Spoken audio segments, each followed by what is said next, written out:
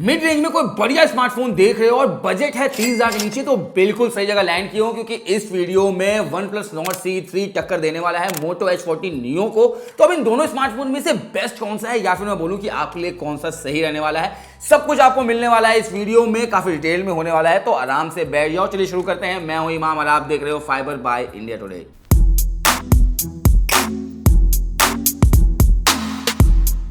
अच्छा, आगे बढ़ने से पहले एक नजर इनके स्पेक्स और प्राइस पे डाल लो, जिससे कि फोन का बेटर आइडिया आपको लग जाए। तो स्पेक्स देखने के बाद इतना तो क्लियर है बॉस कि OnePlus Nord C3 में आपको बेटर फास्ट चार्जिंग मिलने वाला है, साथ ही साथ बेटर कैमरा सिस्टम। वहीं अगर मैं मोटो की बात करूं तो मोटो में अच्छा डिस्प्ले मिलने वाला है, ज्यादा रिफ्रेश रेट मिल रहा है, साथ ही साथ प्राइसिंग की अगर मैं बात करूं तो वो भी इसका बेटर है। तो चलिए शुरू करते हैं डिजाइन से।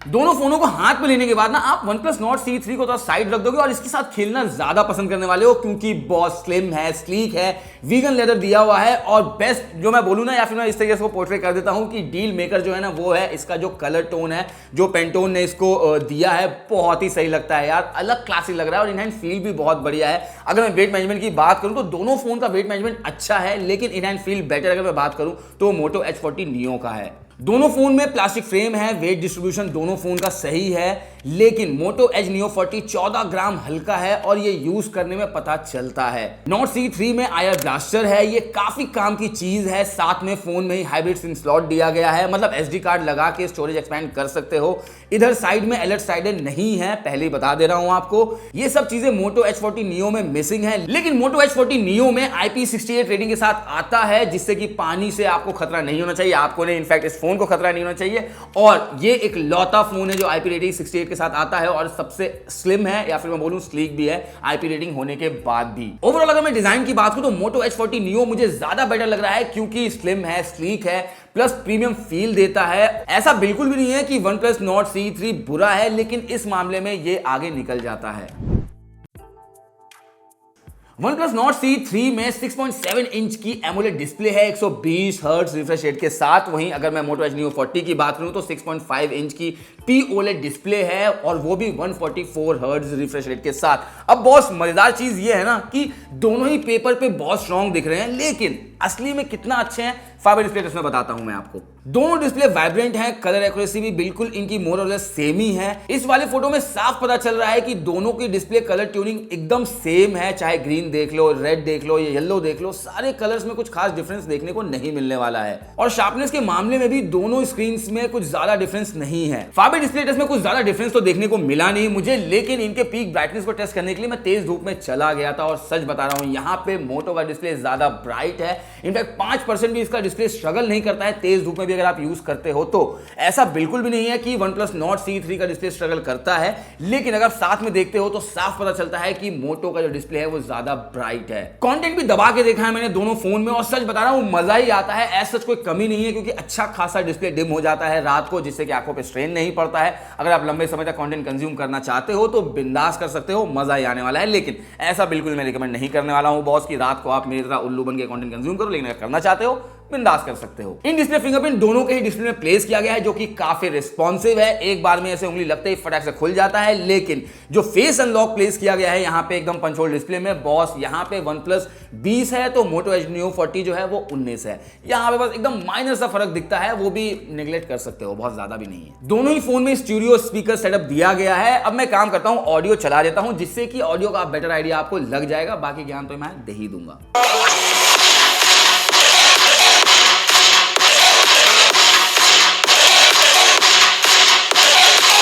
आपको 600 रुपए देने हैं। Okay. Annual fee For these 3 features that you said. Not 3 यार, और भी है, मैंने बताया था यार।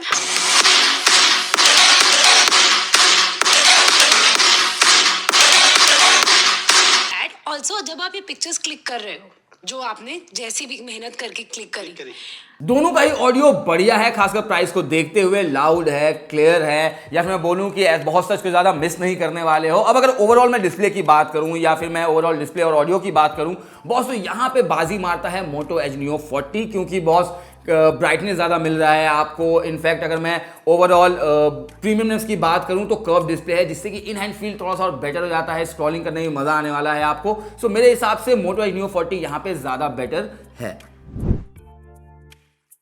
OnePlus Nord C3 में Snapdragon 782G का प्रोसेसर दिया गया है। वहीं अगर Moto Edge Neo 40 की बात करूं तो इसमें MediaTek Dimensity 7030 का चिपसेट देखने को मिलता है। वैसे मैं एक बात बता दूं कि दोनों ही Android 13 पे चलते हैं, सेम स्टोरेज और रैम वेरिएंट दोनों में ही मिलते हैं, लेकिन Moto में UMCP है और OnePlus में UFS 3.1 का स्टोरेज है। खैर स्पेक्स को करते हैं साइड, सीधे आते हैं बेंचमार्क्स में, क्योंकि वहीं से पता चलने वाला है बॉस कि ये दोनों फोन कितने पानी में है। पूरी तरह नहीं, लेकिन पता तो चल जाएगा। तो Antutu स्कोर में OnePlus ने बाजी मार लिया है और स्कोर में भी अच्छा खासा डिफरेंस है। वहीं Geekbench 6 में भी OnePlus बाजी मार लेता है, लेकिन मार्जिनल नंबर से, चाहे आप सिंगल कोर देख लो या फिर मल्टी कोर देख लो। वहीं CPU थ्रॉटलिंग टेस्ट में मैं थोड़ा सा हैरान हो गया था, क्योंकि Moto ने 88% पे थ्रॉटल किया था और 74% पे OnePlus ने। सो ओवरऑल अगर मैं बेंचमार्क्स की बात करूं तो यहां पे on papers OnePlus Nord C3 ज्यादा बेटर दिख रहा है। ऐसा नहीं है कि ये बहुत ज्यादा पीछे है, Moto बहुत ज्यादा पीछे बिल्कुल भी नहीं है, लेकिन ऑन पेपर्स ये अभी आगे है। अब अगर प्रैक्टिकलिटी की बात करूं तो दोनों ही फोन में मैंने दबा के मल्टीटास्किंग किया है और सच बता रहा हूं बहुत ज्यादा फर्क देखने को नहीं मिला है। ऐप लोडिंग में अगर बात करूं तो OnePlus Nord C3 का ऐप लोडिंग टाइम ज्यादा बेटर है, फटाक से खुल जाता है। ऐसा नहीं है कि Moto स्लो है, लेकिन 19-20 में अगर बात करूं तो बॉस यहाँ पे ये 20 है, यहाँ पे ये 19 है। ठीक है, पहले क्लियर कर दे रहा हूं मैं आप लोगों को। कॉलिंग में भी मैंने ऐसा कोई इशू फेस नहीं किया, चाहे मैं नेटवर्क की बात करूं या कॉल ड्रॉप की बात करूं, सब कुछ सही रहा था। दोनों ही फोन में 1 घंटे तक मैंने कॉल ऑफ ड्यूटी मोबाइल खेला है, वो भी हाई ग्राफिक्स पे, और मजा तो आया था बॉस, इसमें कोई शक नहीं है। बट थर्मल मैनेजमेंट की अगर मैं बात करूं तो Moto Edge Neo 40 में ज्यादा बेटर है, क्योंकि OnePlus Nord C3 गर्म तो हो गया था बॉस 45 मिनट के बाद, लेकिन इतना भी नहीं हुआ था कि परफॉर्मेंस में डिप देखने को मिले। वहीं अगर मैं कैजुअल गेमिंग की बात करूं तो दोनों फोन कैजुअल गेमिंग को भी काफी अच्छे से हैंडल कर लेते हैं, वहां भी ऐसा कोई इशू नहीं फेस किया मैंने। तो ओवरऑल अगर मैं परफॉर्मेंस की बात करूं तो यहां पे OnePlus Nord C3 बाजी मार लेता है, क्योंकि मल्टीटास्किंग और ऐप लोडिंग को ये ज्यादा अच्छे से मैनेज कर लेता है, या फिर मैं बोलूं कि ऐप को जल्दी से खोल देता है ये as compare to Moto Edge 40 Neo। लेकिन ऐसा बिल्कुल भी नहीं है बॉस कि यहां पे Moto Edge Neo 40 बहुत ज्यादा ही पीछे है। 19-20 का फर्क है, लेकिन 20 यहां पे परफॉर्मेंस के मामले में OnePlus Nord C3 है। दोनों ही फोन में 5000 mAh की बैटरी दी गई है। अब अगर चार्जिंग स्पीड की बात करूं या चार्जिंग की बात करूं तो OnePlus Nord C3 में 80 वॉट का फास्ट चार्जिंग सपोर्ट करता है। वहीं अगर मैं Moto की बात करूं तो 68 वॉट की फास्ट चार्जिंग सपोर्ट करता है। अब बॉस ऑन पेपर ऐसा लग रहा होगा कि यार ठीक है, बस चार्जिंग स्पीड का फर्क है, लेकिन ऐसा बिल्कुल नहीं है मेरे जान। खेल आता है सारा ऑप्टिमाइजेशन का।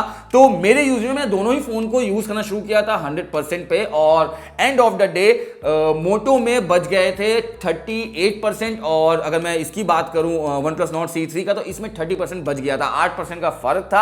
लेकिन अब मैं अगर ओवरऑल इसकी बात करूं यूजेज की, तो मैंने उसमें खेला था 1 घंटे तक कॉल ऑफ ड्यूटी मोबाइल खेला था, मैंने 1 घंटे तक यूट्यूब देखा था, यूट्यूब पे वीडियोस देखा था 60% ब्राइटनेस पे। वहीं अगर मैं बाकी टाइम की बात करूं सोशल मीडिया पे मैंने भर भर के टाइम बर्बाद किया है अपना, कॉलिंग बहुत ज़्यादा किया था मैंने दोनों ही फोन पे, उसके बाद ये रिजल्ट थे।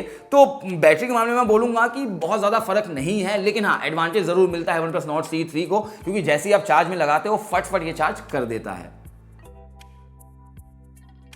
OnePlus Nord C3 में 50 मेगापिक्सल का प्राइमरी कैमरा है, प्लस 8 मेगापिक्सल का अल्ट्रा वाइड कैमरा और 2 मेगापिक्सल का मैक्रो कैमरा है। वहीं Moto में 50 मेगापिक्सल का प्राइमरी कैमरा, 13 मेगापिक्सल का अल्ट्रा वाइड कैमरा है। वहीं अगर सेल्फी कैमरा की बात करूं तो 16 मेगापिक्सल का सेल्फी कैमरा दिया गया है OnePlus Nord C3 में, और Moto H40 Neo में 32 मेगापिक्सल का प्राइमरी कैमरा है। अब मजेदार बात यह है बॉस की अल्ट्रा वाइड में 0.6 पे क्लिक करता है OnePlus Nord C3, वहीं 0.5 पे क्लिक करता है Moto H40 Neo। अब एक और चीज जो एडेड एडवांटेज मिलता है Moto H40 Neo को, वो ये है कि सेल्फी कैमरा से ही आप 4K रिकॉर्ड कर सकते हो। खैर ये सब तो हो गए स्पेक्स, अब इनको साइड करते हैं, सीधे आते हैं फोटोज पे। तो स्क्रीन पे भी आपको 2 फोटोज दिख रही होंगी, और यहाँ स्पेगेटी में आपको साफ साफ दिख रहा होगा बॉस की कलर थोड़ा तो पॉप कराता है Moto, लेकिन पिक अच्छी लग रही है। वहीं अगर डिटेलिंग की बात करें, जैसे ही आप जूम करते हो साफ साफ आपको दिखेगा कि भर भर के यहाँ पे डिटेलिंग दिया गया है Moto की फोटोज में। ऐसा नहीं है कि डिटेलिंग OnePlus की फोटो में कम है, लेकिन Moto में ज्यादा देखने को मिल रहा है। सेम रिजल्ट इस पिज्जा वाले फोटो में देखने को मिल रहा है, और हल्का ब्राइट भी किया है OnePlus ने पिक को।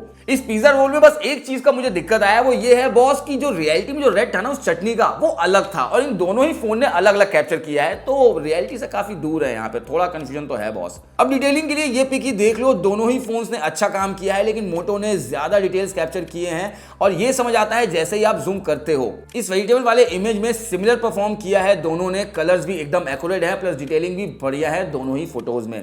इस कार वाली पिक में साफ दिख रहा होगा कि OnePlus फोटो को ब्राइट करने के चक्कर में डिटेलिंग थोड़ा कम कर दे रहा है, और ब्लू दोनों का ही अलग दिख रहा है। वैसे ग्लास पे जो शेडो आ रही है पत्तों की, अगर उसको आप देखोगे जूम करके तो साफ समझ आएगा कि यहाँ पे Moto ने बेटर परफॉर्म किया है। अब मैंने काम किया, पता है क्या किया था? 0.6x, 5x, 1x और 2x पे फोटोज क्लिक की थी, जो कि आपको स्क्रीन पे अभी दिख भी रही होंगी। और सच बता रहा हूं 1x और 2x में माइनर सा मैं बोलूं कलर शिफ्ट होता है वन प्लस की फोटो में, लेकिन और मोटो की फोटो में 0.5x से अगर 1 पे जाते हो तो कलर शिफ्ट है, 1 से 2 पे जाते हो तो कलर शिफ्ट आपको देखने को मिलता है। तो यहाँ पे एक थोड़ा सा मैं बोलूंगा कि एडवांटेज जरूर मिलता है वन प्लस को। पोर्ट्रेट पिक में एज डिटेक्शन दोनों का ही बढ़िया है, बस स्किन टोन में मोटो थोड़ा गोरा कर देता है और वन प्लस थोड़ा नेचुरल रखता है। अब ये कार की फोटो मैंने रात को क्लिक की थी और यहाँ मोटो की पिक ज्यादा सही लग रही है मुझे, क्योंकि डिटेल्स हैं प्लस लाइट को भी अच्छे से मैनेज किया है। और हाँ, ओवरऑल बेटर ही लग रहा है ये फोटो। सेम रिजल्ट इस पिक में भी देखने को मिल रहा है। अब इस फोटो में ही देख लो, मोटो में कलर कुछ ज्यादा ही पॉप कर रहा है, लेकिन अच्छा लग रहा है। वहीं लाइट को अगर आप देखते हो तो वन प्लस ने इसको मर्ज कर दिया है, या फिर मैं बोलूं कि सॉफ्ट कर दिया है,